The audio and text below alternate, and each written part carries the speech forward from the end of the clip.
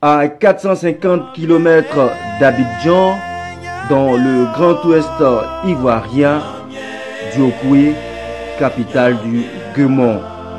Dans une liesse populaire, le président Niamey Konan, président de la Nouvelle-Côte d'Ivoire, est accueilli par les populations.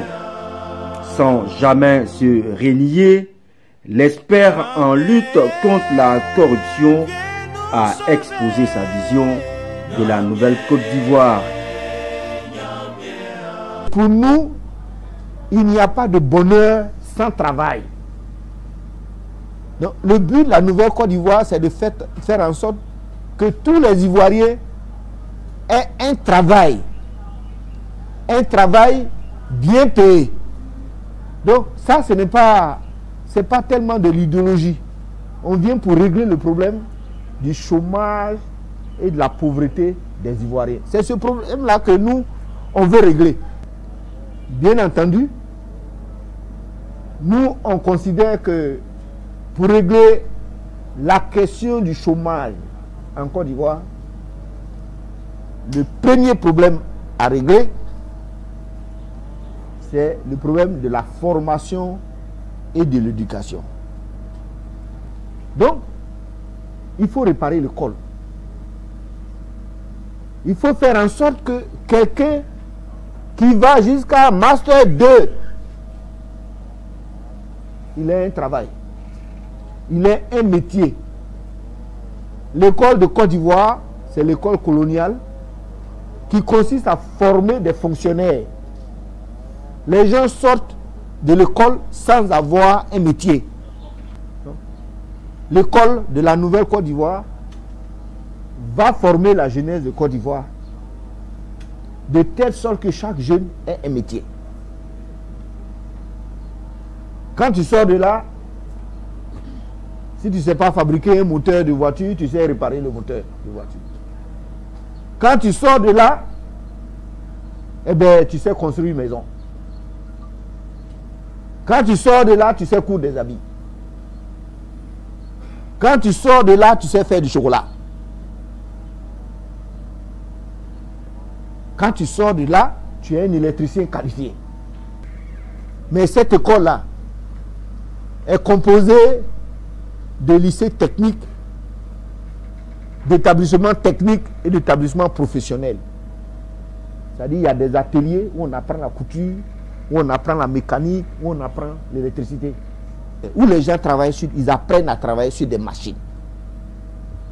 Le problème de cette école, c'est que ça coûte cher, cette école-là. Cette école coûte cher. Elle coûte cher, et pour bâtir cette école-là, il faut éradiquer la corruption. Mais la corruption, c'est un mal qui se développe d'année en année.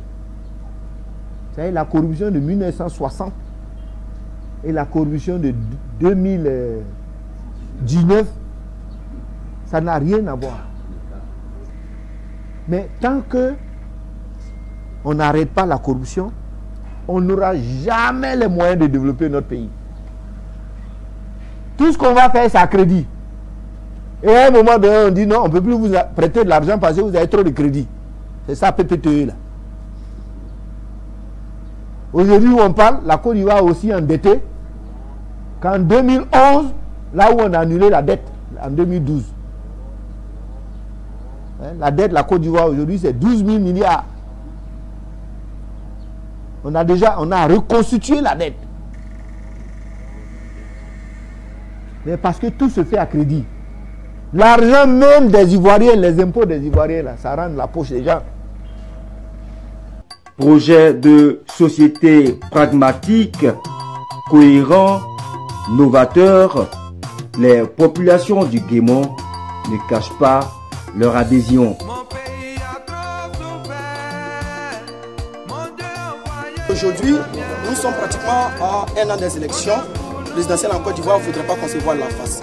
s'il y a une personne aujourd'hui à même de prendre à bras le corps la vision de la jeunesse en Côte d'Ivoire, après écoute du ministre, je pense que c'est bien le ministre Yamia Kona, dans la mesure où faire de son projet de gouvernement l'éradication de la corruption, qui est aujourd'hui le noyau central de nos politiques, je pense que c'est déjà une très bonne chose. Nous, les Ivoiriens, nous avons besoin de ces idées.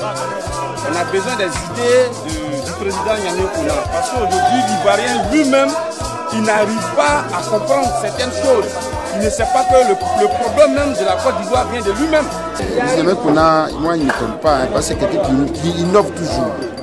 Depuis on était étudiant, quand il était même à la douane, on a vu les innovations qu'il a apportées à la douane de la Côte d'Ivoire.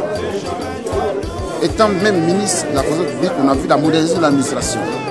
C'est lui qui a permis de dessiner cet fonctionnaire fictif en Côte d'Ivoire quand il était aux affaires. Donc ces idées ne m'étonnent pas. Parce que c'est quelqu'un que je suis un peu, que je connais plus ou moins.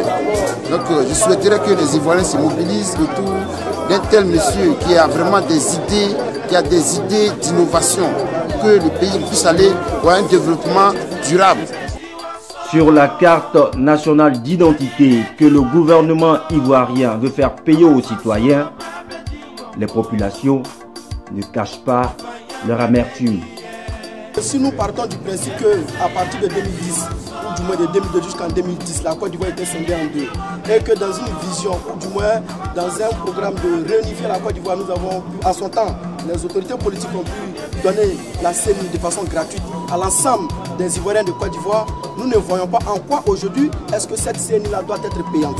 Soit si c'est une politique que le gouvernement veut mener afin de priver les étudiants, les jeunes de Côte d'Ivoire de leurs droits fondamentaux, d'avoir des cartes d'identité afin de se rendre dans les urnes pour voter le candidat de leur choix, nous leur disons simplement que ça ne passera pas. Vous ne pas une tente de coup pour nous imposer, n'est-ce pas, une quarantaine à 5 000 francs par individu. Vraiment, nous sommes vraiment désolés. Nous soutenons l'idée du président et nous allons nous battre pour qu'on puisse aller avoir, chaque Ivoirien avoir sa carte d'identité de façon gratuite. Et je pense qu'on n'est pas loin. C'est une arnaque que le gouvernement organise. C'est en quelque sorte pour dire à la jeunesse que la jeunesse ne peut pas prendre part aux élections à venir. Puisque, comme nous le disons, notre carte nationale d'identité ou notre carte électeur constitue pour nous un joker. Oui, le joker, c'est le dernier rempart. C'est le dernier rempart. Ils savent que nous allons prendre une décision forte pour pouvoir dire non. Oui, non au RHDP, non à tous ces corrompus, non également aux personnes qui n'ont pas de vision. Vaincre la corruption pour faire le bonheur des Ivoiriens. Yamia Kona continue de toucher du doigt le problème de la Côte d'Ivoire.